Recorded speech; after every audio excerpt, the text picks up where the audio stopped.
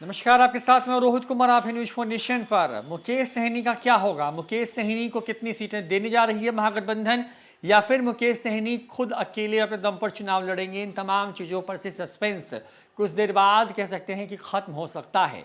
बड़ी बात यह है कि लगातार एक तरफ जहां मुकेश सहनी को लेकर के चर्चा इस बात की थी कि वो एनडीए का हिस्सा हो सकते हैं, लेकिन एनडीए ने अपने 40 सीटों में मुकेश सहनी को बाहर कर दिया। तो उसके बाद तमाम तरह की खबरें चल रही हैं कि आखिर मुकेश सहनी जो हैं वो अब क्या महागठबंधन यानी कि इंडिया अलायंस के खेमे में जाएंगे या नहीं।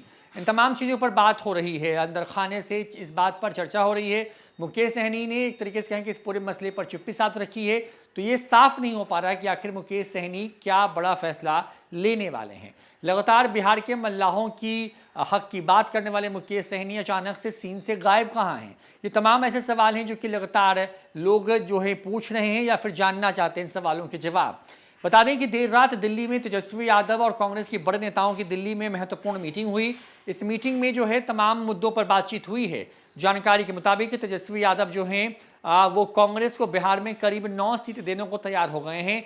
कुछ सीटों पर जहां पर पेंच था उन सीटों पर भी पेंच को दूर कर लिया गया है, लेकिन क्या लेफ्ट मान जाएगी या फिर जो सीटें तेजस्वी यादव देना चाहते हैं कांग्रेस को, क्या कांग्रेस उससे संतुष्ट हो पाएगी? इन तमाम चीज़ों पर नजरें बनी, क्योंकि किसी भी हालत में एक तरफ जहां बिहार में एनडीए इतना यूनाइट हो चुका है कि तमाम प्रत्याशी के नामों का ऐलान हो चुका है लगभग, ऐसे में दूसरी तरफ जो इंडिया अलायंस है उसकी तरफ से अभी भी बहुत तरह के सवाल जो हैं वह हैं। लिहाजा तेजस्वी यादव या फिर कांग्रेस नहीं चाहती है कि एन वक्त पर या अंतिम वक्त पे जो है टूट हो महागठबंधन के अंदर में, या कांग्रेस को मजबूरन अलग जाना पड़े।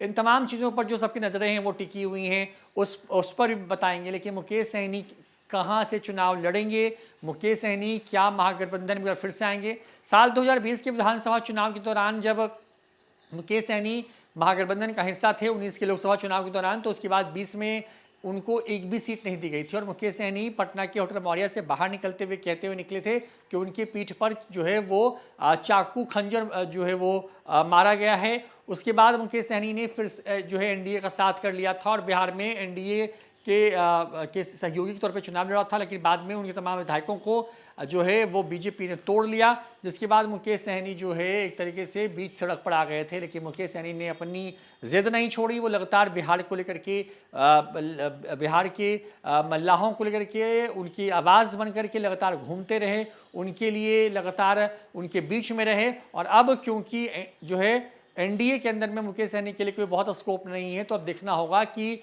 जो महागठबंधन है वो मुकेश सहनी को सीटें देती है या नहीं देती है। क्योंकि मुकेश सहनी की मांग जिन सीटों को लेकर के है वो खास करके दक्षिण बिहार की सीटें हैं, जिसमें मुजफ्फरपुर शामिल है, जिसमें दरभंगा शामिल है और जिसमें शामिल है आपको खगड़िया जैसी सीटें शामिल हैं, ऐसे सूत्र बताते हैं। ऐसे में कुछ सीटों पर प्रत्याशी के नाम का ऐलान कर दिया गया है, कुछ सीटों पर यह तय है कि कौन कौन चुनाव लड़ने जा रहा है। ऐसे में मुकेश सहनी का क्या होगा, इस पर सबकी नजरें जो है वो टिकी हुई हैं।